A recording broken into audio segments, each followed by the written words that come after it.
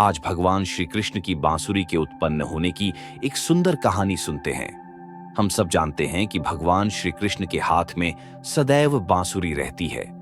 बांसुरी को मुरली भी कहते हैं। भगवान श्री कृष्ण के हाथ में मुरली होने के कारण उन्हें मुरलीधर भी कहा जाता है। भगवान श्री कृष्ण संपूर्ण संसार के पालनहार है। वह मनुष्य, पशु पक्षी, सभी प्रकार के जीव, वनस्पति, पेड़ पौधों सभी पर समान रूप से प्रेम करते हैं। एक दिन भगवान श्री कृष्ण एक बगीचे में वहां खड़े हुए बांस के वृक्ष के पास पहुंचे। बांस के वृक्ष ने भगवान को नम्रतापूर्वक प्रणाम किया। वह भगवान के दर्शन पाकर अत्यंत प्रसन्न हो गया था।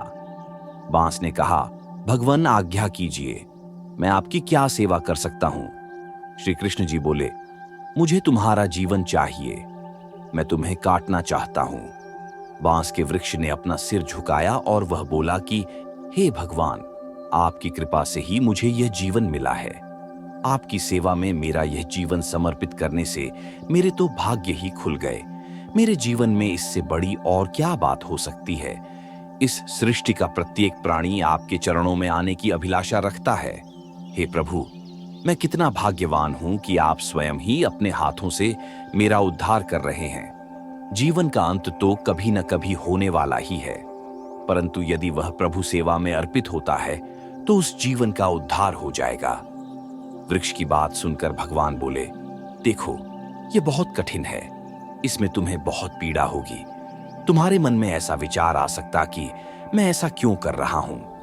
बांस ने हाथ जोड़कर कहा, नहीं भगवान, मुझे होने वाली पीड़ा को सहन करने की शक्ति भी आप ही देने वाले हैं। मेरे प्राणों पर केवल आपका ही अधिकार है। मैं स्वयं को आपके चरणों में समर्पित करता हूं। भगवान श्री कृष्ण ने उस बांस को छोटे छोटे टुकड़ों में काट दिया।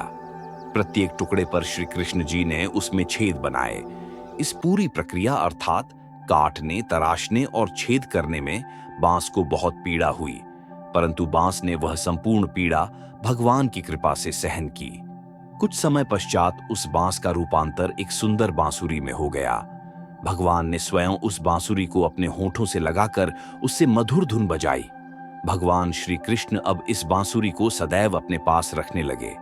भगवान के हाथ में उस बांस को सुंदर बांसुरी के रूप में पाकर बांस को विश्वास ही नहीं हुआ कि उसको एक मनमोहक बांसुरी का रूप मिला गया है। उस रूखे बांस से बांसुरी बनने पर उससे मनमोहक सुर भी निकलने लगे हैं और वह बांस भगवान श्री कृष्ण जी के चरणों में बहुत कृतज्ञ हुआ।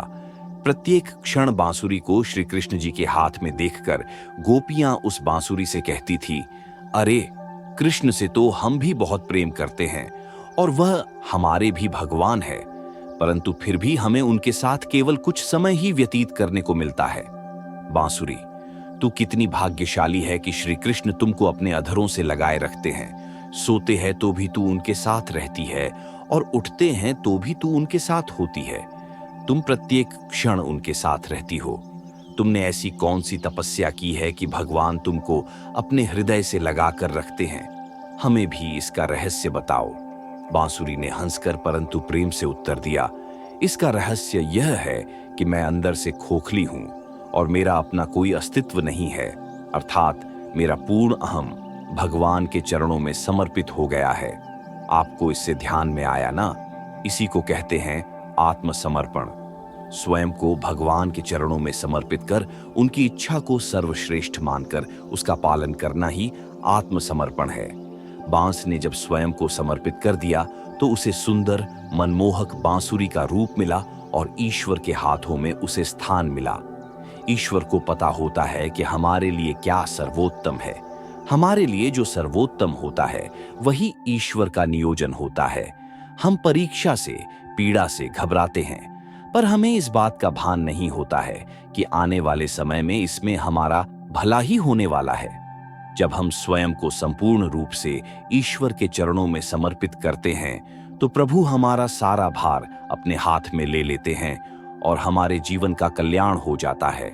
ऐसी रोचक जानकारी के लिए हमारे चैनल को लाइक, शेयर और सब्सक्राइब करें।